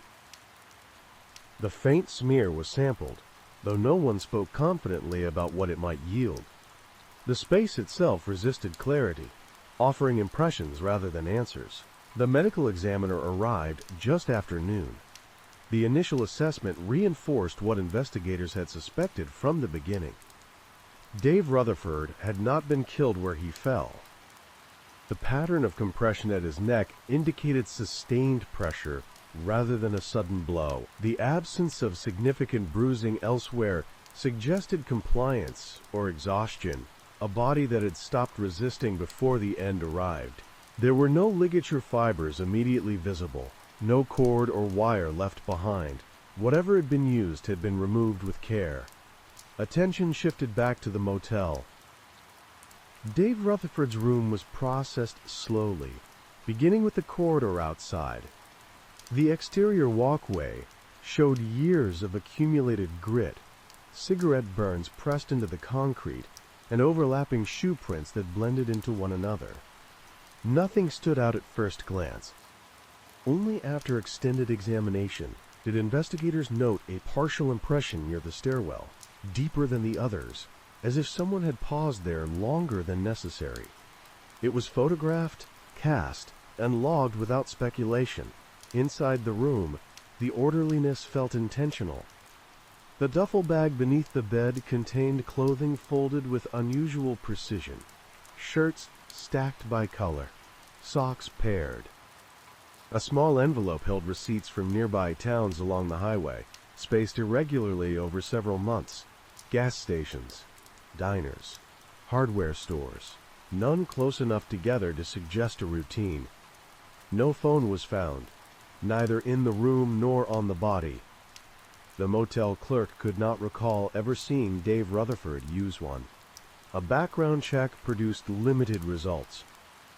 Dave Rutherford had no outstanding warrants, no recent arrests, no known associates in the county. His last registered address was 3 states away, a rental house he had vacated more than a year earlier. Utilities had been shut off shortly after. No forwarding address had been filed. Credit activity ceased around the same time. The cash he carried explained the absence, but it also raised questions about how long he had been living outside formal systems, and why. Investigators canvassed the businesses near the exit. The gas station clerk described him as polite and forgettable, always buying the same items, never lingering. The diner staff remembered him sitting alone near the window, eating quickly, paying in exact change. At the tire shop, no one recognized his photo at all. Dave Rutherford appeared to have mastered a kind of social invisibility, present enough to be seen, distant enough not to be remembered. Surveillance footage from the gas station provided limited assistance. The rear camera that might have captured the area behind the building had been inoperable for weeks. The front camera showed Dave Rutherford entering the store the evening before his death, purchasing cigarettes and bottled water. He exited alone and walked out of frame toward the motel. No one followed within the visible window. The footage ended its usefulness there. A deputy walked the dirt path between the motel and the station shortly after sunset, retracing what was believed to be Dave Rutherford's final route. The distance felt shorter than expected, close enough for footsteps to overlap, close enough for a voice, low and familiar, to carry without effort. There were no cameras along that stretch, no homes close enough to overlook it, only scrub and open land absorbing sound. The autopsy conducted the following morning confirmed the cause of death as asphyxiation due to manual compression. Time of death was estimated between 9 and 11 the previous night. No defensive wounds were present. Toxicology showed mild sedation, not enough to incapacitate fully, but sufficient to dull reaction time. The substance was common, easily obtained, and unremarkable on its own. Its presence suggested preparation rather than impulse. What unsettled investigators most was not what they found, but what they did not. No signs of forced entry, no evidence of a struggle in the room, no discarded weapon, no frantic sequence of events. Everything pointed toward an encounter that began calmly and ended elsewhere, guided by someone who understood Dave Rutherford's habits, his routes, and his tendency not to draw attention. By the end of the second day, the case file had grown thicker, but clarity remained out of reach. Dave Rutherford's life before the motel stayed largely opaque. His weeks in town marked only by small transactions and brief sightings. Whoever had killed him had done so quietly, leaving behind a scene that offered fragments without context. The investigation had established how he died, and roughly when. What it had not established was who had been close enough to him, long enough, to make the act possible. The third day of the investigation shifted away from the crime scene and toward the shape of Dave Rutherford's life. With the physical evidence offering limited expansion, investigators focused on time, trying to understand how his days had been structured and where the seams might have existed. Patterns, even sparse ones, often revealed pressure points. Dave Rutherford had not lived randomly. He had lived quietly, which was not the same thing. A review of his receipts showed a loose orbit that extended beyond the immediate town. He had driven north twice in the previous month, stopping at small businesses spaced along secondary highways rather than major interstates. Each stop appeared intentional. Fuel purchases were modest. Food purchases were consistent in size but varied in location, suggesting movement without urgency. He did not linger in any one place long enough to be remembered clearly, but long enough to be served. Investigators mapped the locations and overlaid them with dates. The resulting pattern did not resemble employment or family visits. Instead, it suggested waiting. Dave Rutherford seemed to return to the motel after each short trip, as if anchored there temporarily. The motel was not a destination, it was a holding position. The motel clerk was re-interviewed, this time with photographs of vehicles seen entering and exiting the lot during the weeks Dave Rutherford stayed there. One image drew a pause. A dark sedan had appeared intermittently, always late at night, always parked several spaces away from Rutherford's room. The clerk could not recall who drove it, only that it did not belong to a long-term guest. The vehicle was not present every night, but it appeared often enough to stand out once attention was directed toward it. Traffic cameras along the highway exit captured the sedan on 3 occasions, each time entering between 9 and 10 in the evening and leaving before midnight. The license plate was partially obscured by dirt, but the make and model were clear enough to narrow the search. Registration records led to a rental agency in a neighboring county. The rental had been paid for in cash and returned 2 days after Dave Rutherford's death, cleaned thoroughly, with mileage consistent with short local trips. The rental paperwork listed a name that did not correspond to any known individual. The identification used was professionally fabricated, not crude, not rushed. It suggested experience rather than improvisation. Someone had planned not just the act, but the administrative shadow it would cast.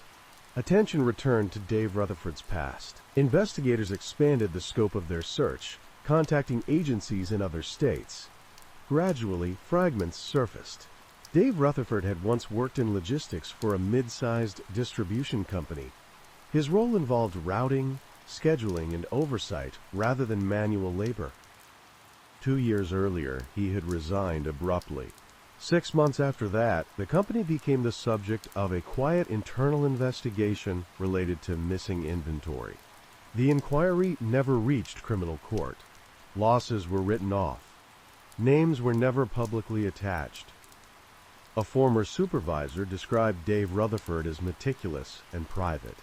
He was known to notice discrepancies others overlooked.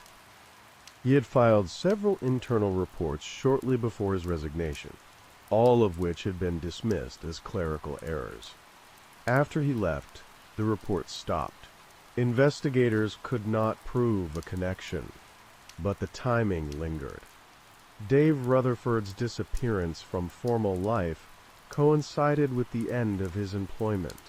His shift to cash living suggested an effort to reduce traceability. His choice of an anonymous motel off a minor highway suggested caution rather than desperation. Whatever had brought him there had not yet resolved. Forensic results returned incrementally. The faint smear behind the gas station was confirmed as skin cells mixed with a common industrial lubricant. The substance was used widely, but its presence narrowed the type of environment where initial contact might have occurred. The motel maintenance shed stocked a similar product, so did the tire shop. Neither location showed signs of disturbance. The sedation found in Dave Rutherford's system was traced to an over-the-counter sleep aid, crushed and dissolved. No residue was found in his room. No cups or bottles carried traces. This suggested ingestion elsewhere, possibly willingly, possibly disguised. It required proximity and trust, or at least the absence of suspicion. By the end of the week, investigators were left with a narrowing circle. Dave Rutherford had been alive, alert, and uninjured shortly before his death. He had encountered someone familiar enough to walk with him, close enough to administer sedation without resistance, and capable enough to apply sustained pressure without leaving obvious marks. The act had been quiet, controlled, and removed from view. The sedan remained the most tangible lead, but it led outward rather than inward. Whoever rented it had vanished back into the network of highways and towns that Dave Rutherford himself had navigated. The symmetry was difficult to ignore. As the case moved into its second week, the evidence suggested not a spontaneous act, but a conclusion. Dave Rutherford had not been selected at random.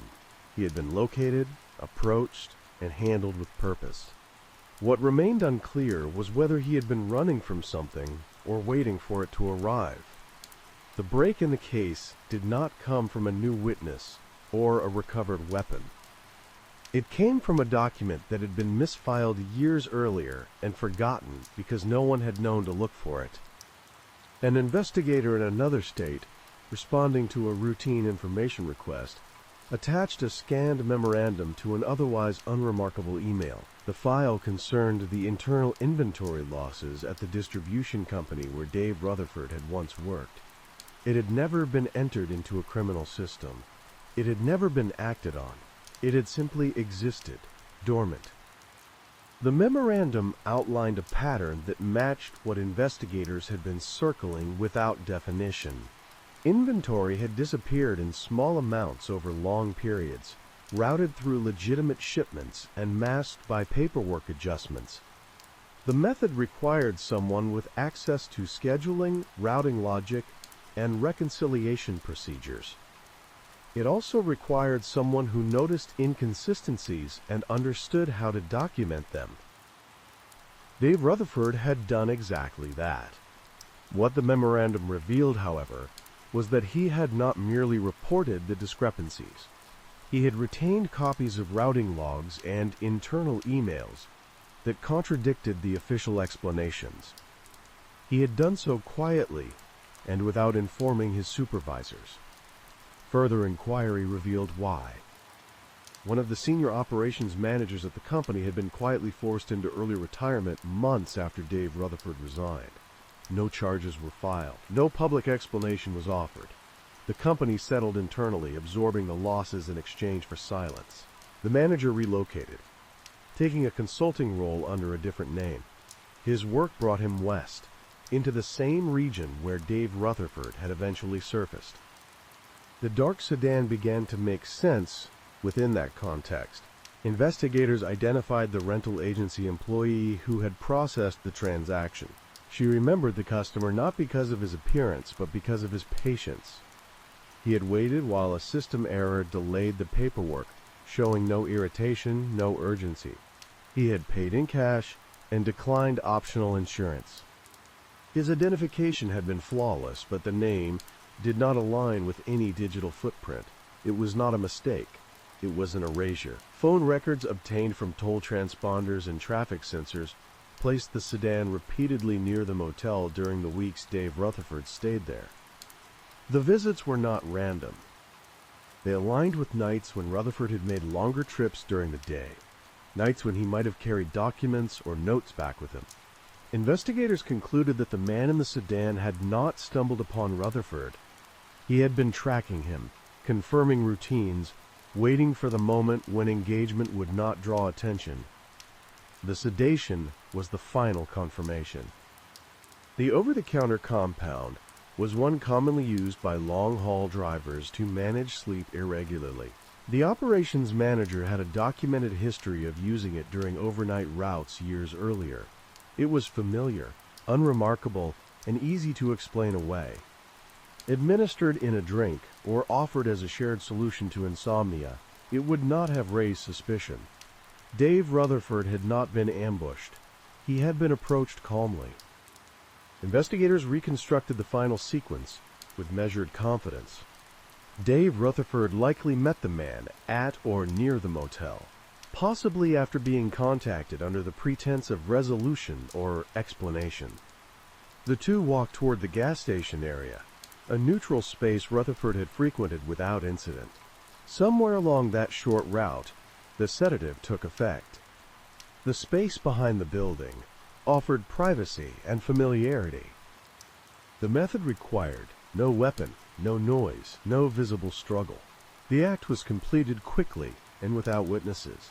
The killer did not search the body because he did not need to. He knew what Dave Rutherford carried and where he kept it. The absence of documents in the motel room was no oversight. It was the point. Whatever Rutherford had retained had already been removed, likely earlier that evening or during a previous visit. The death was not about theft. It was about closure. The former operations manager was located weeks later in another state, living under a different name, consulting for a regional logistics firm.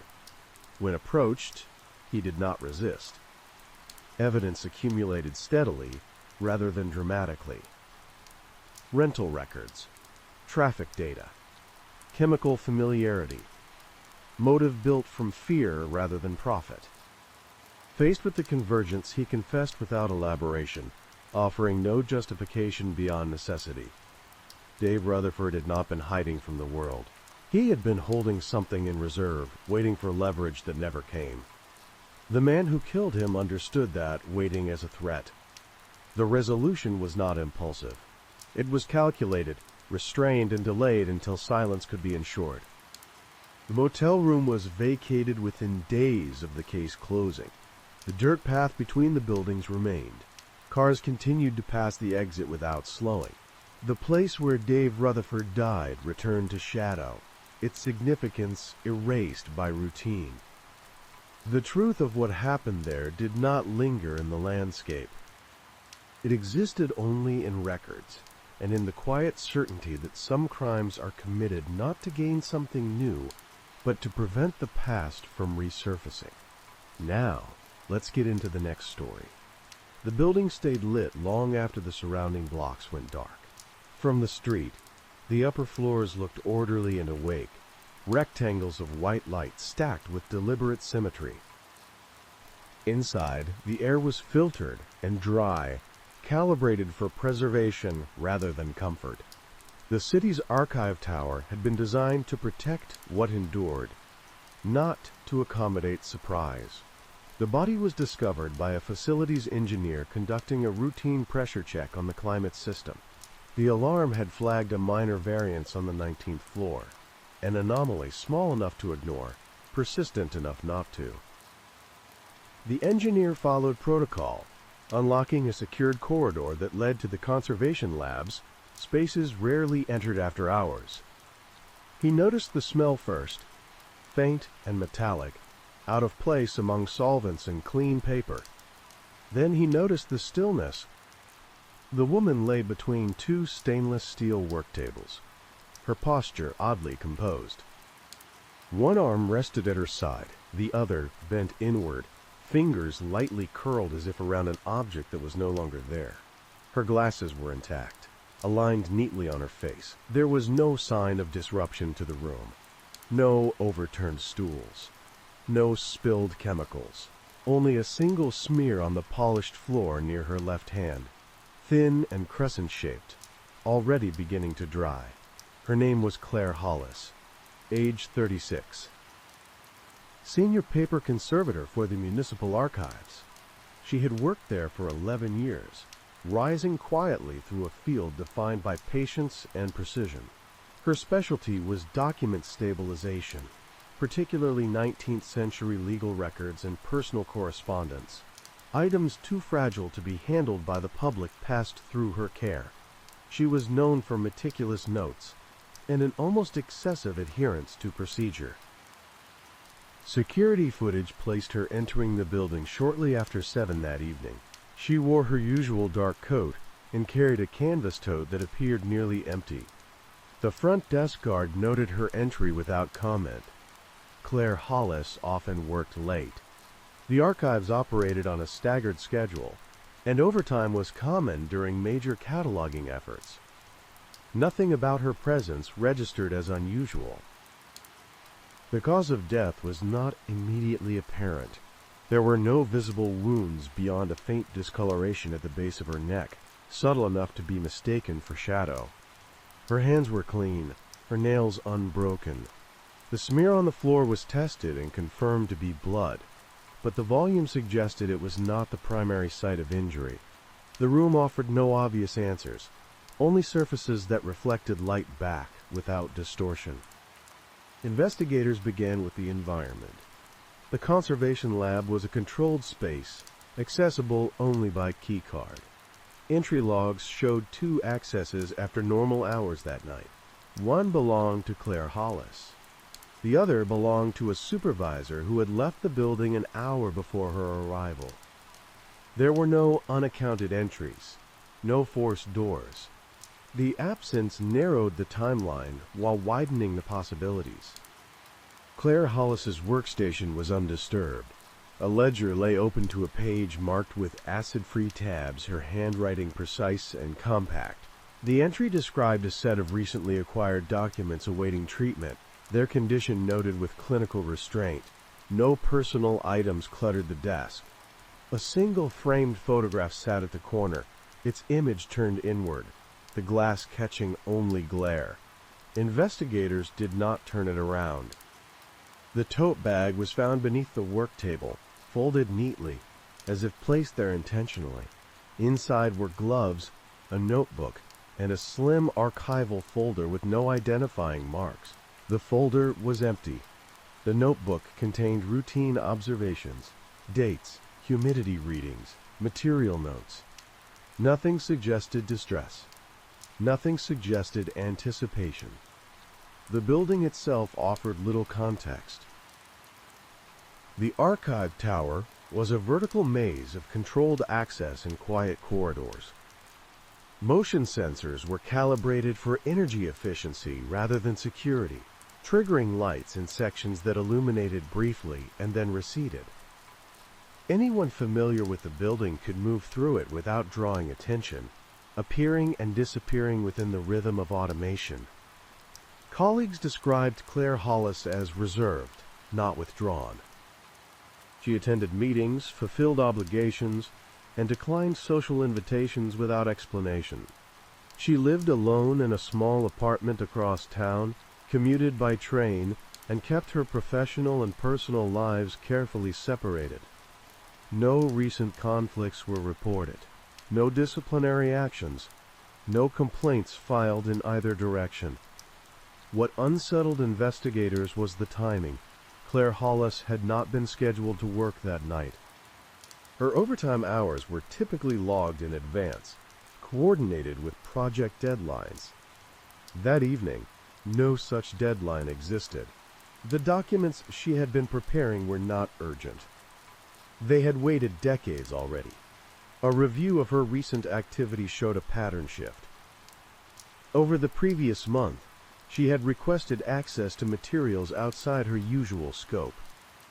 Personal letters, estate inventories, court filings, related to a single family whose name appeared repeatedly across different collections. The requests were approved without scrutiny. Cross-disciplinary access was encouraged in the archives. Curiosity was not suspicious. Persistence, however, could be. Those materials were not found in the lab. Their storage boxes remained sealed in the vault, their contents untouched. Whatever Claire Hollis had been working on was either removed before her death or never brought into the room at all. The discoloration at her neck became more pronounced as hours passed. The medical examiner noted signs consistent with targeted pressure, applied briefly and released. There were no marks to suggest a prolonged struggle. The method required proximity, control, and confidence. It suggested a meeting that began calmly and ended quickly. Investigators widened their focus to the building's staff. Custodial schedules were reviewed. Security rounds examined. No one reported seeing Claire Hollis after she entered the lab corridor.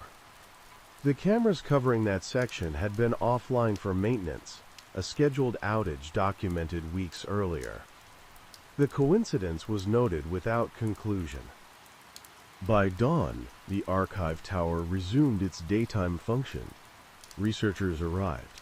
Requests were processed. Climate systems hummed back into their diurnal cycle. The lab remained sealed, its surfaces photographed and catalogued, its silence preserved as evidence. The initial questions were straightforward. Why had Claire Hollis come in that night? Who had known she would be there?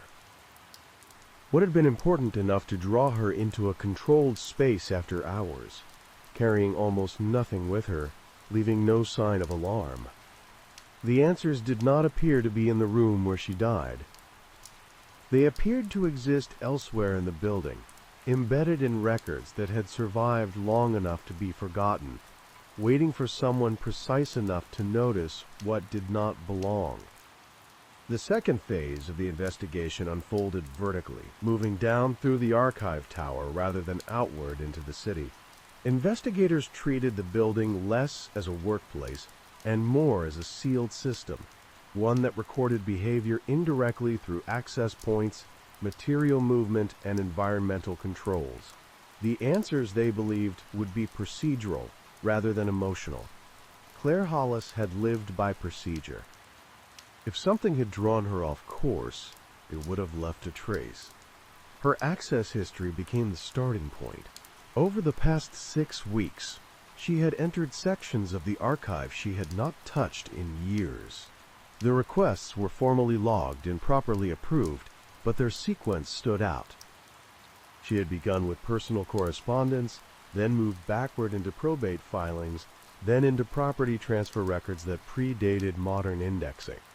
The materials all concerned the same narrow span of time, roughly 15 years at the end of the 19th century. Individually, the documents were unremarkable. Together, they formed a lattice of ownership, debt, and inheritance that passed through the same small cluster of names. The name that appeared most frequently belonged to a shipping magnate whose estate had fractured abruptly after his death.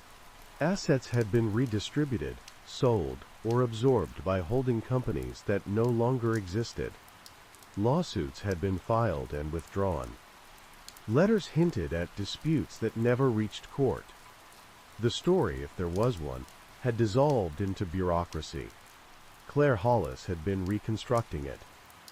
Her notes revealed a shift in tone as the weeks progressed. Early entries were neutral, observational. Later ones grew more detailed, focused on inconsistencies in dates and signatures. She had flagged documents that appeared altered, not crudely, but with the kind of precision that suggested access to original materials after filing.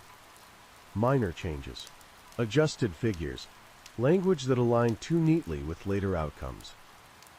The building's internal tracking system showed that several of the documents Claire requested had been handled by other staff shortly before her own access. This was not unusual in itself. Material circulated constantly between departments. What drew attention was the repetition.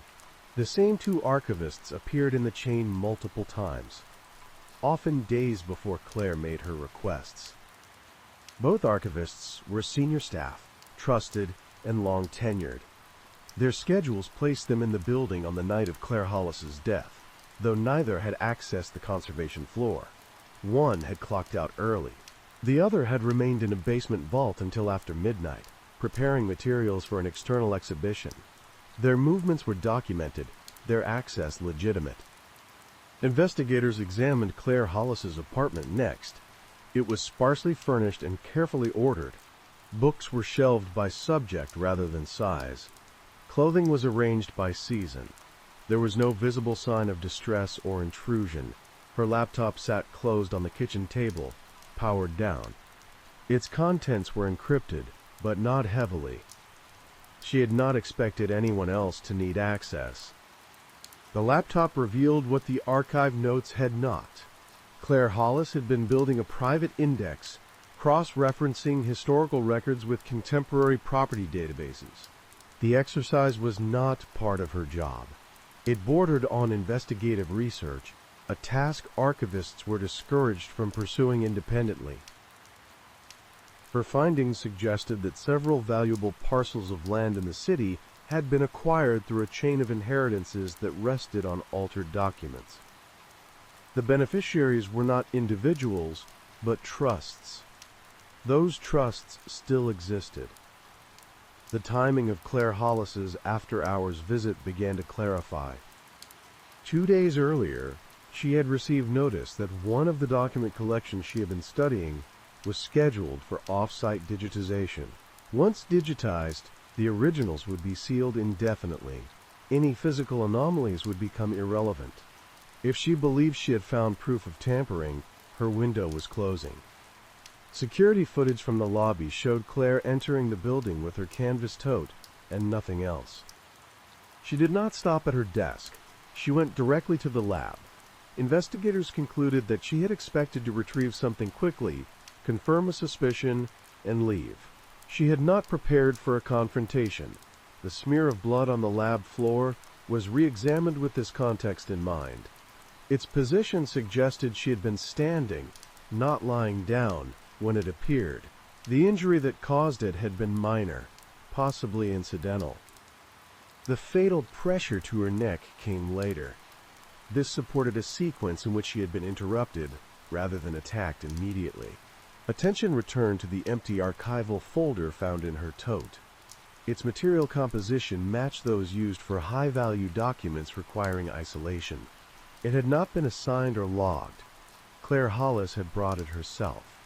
Whatever she intended to place inside it was missing. Investigators began to consider a narrow possibility. Claire Hollis may not have been the only one who knew what she was close to finding. Her access requests had been visible, her note-taking thorough, her persistence noticeable to anyone familiar with archival rhythms. If someone understood what her work implied, the archive tower would have offered both opportunity and cover. By the end of the second week, the investigation had shifted from who had access to the lab to who had the most to lose if Claire Hollis completed her work. The building was no longer just a setting. It was part of the mechanism, a place where history could be corrected or quietly maintained, depending on who reached the records first. The investigation narrowed not around people, but around paper. Investigators began treating the archive's collections as a landscape that could be disturbed without leaving obvious damage, altered in ways that only someone fluent in its logic would recognize. Claire Hollis had been fluent.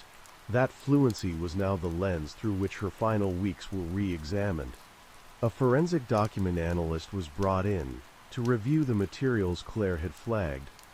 The work proceeded slowly. Original inks were compared against known formulas from the period.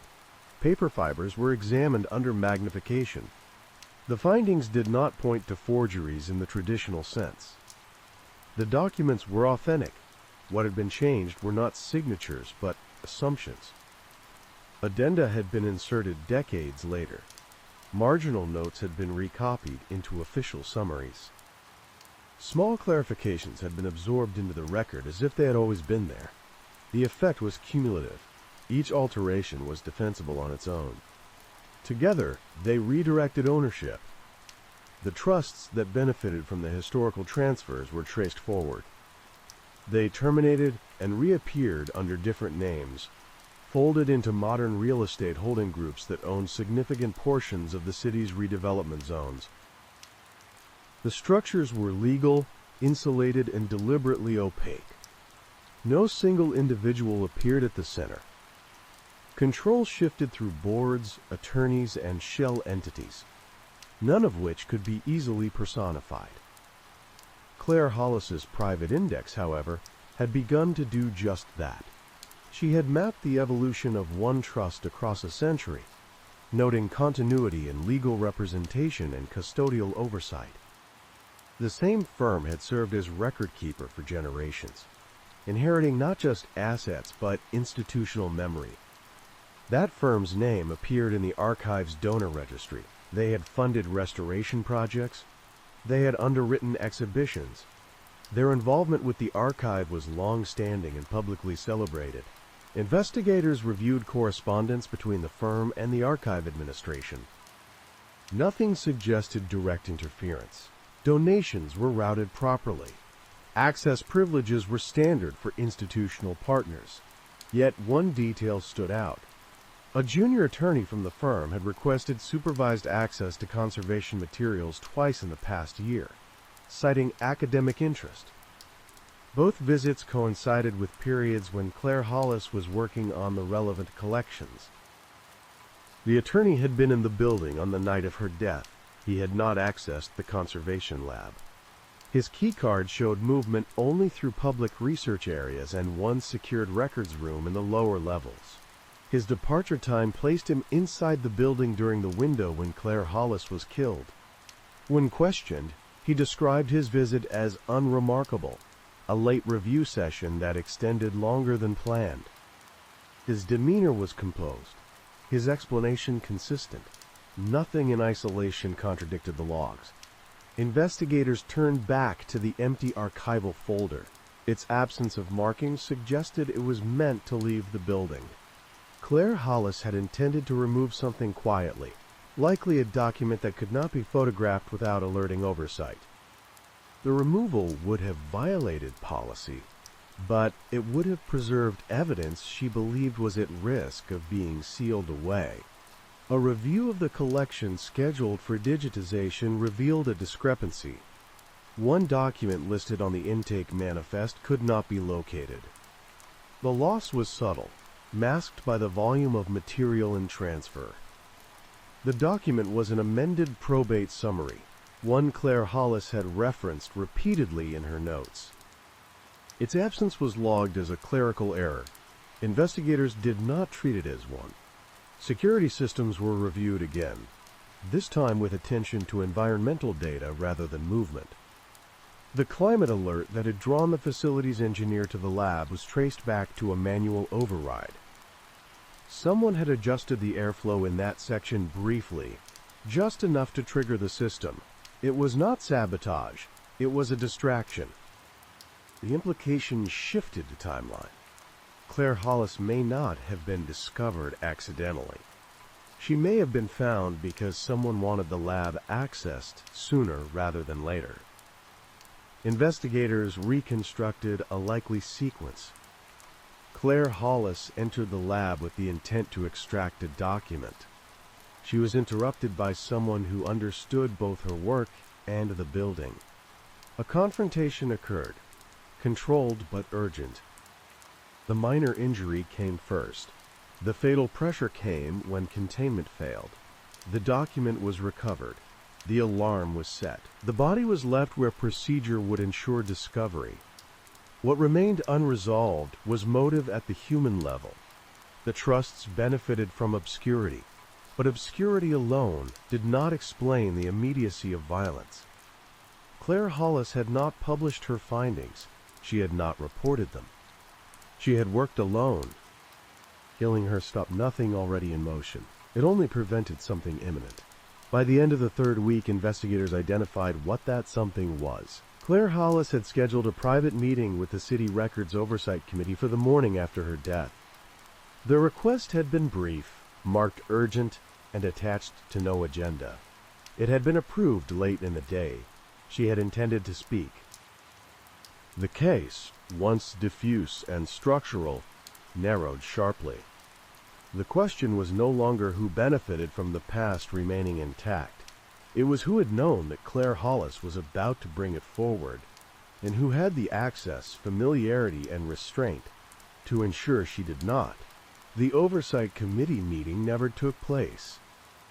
Its cancellation was logged automatically the morning after Claire Hollis died, marked as unnecessary due to unforeseen circumstances. No one followed up. The archive tower resumed its schedule, and the digitization proceeded as planned. Originals were sealed. Access narrowed.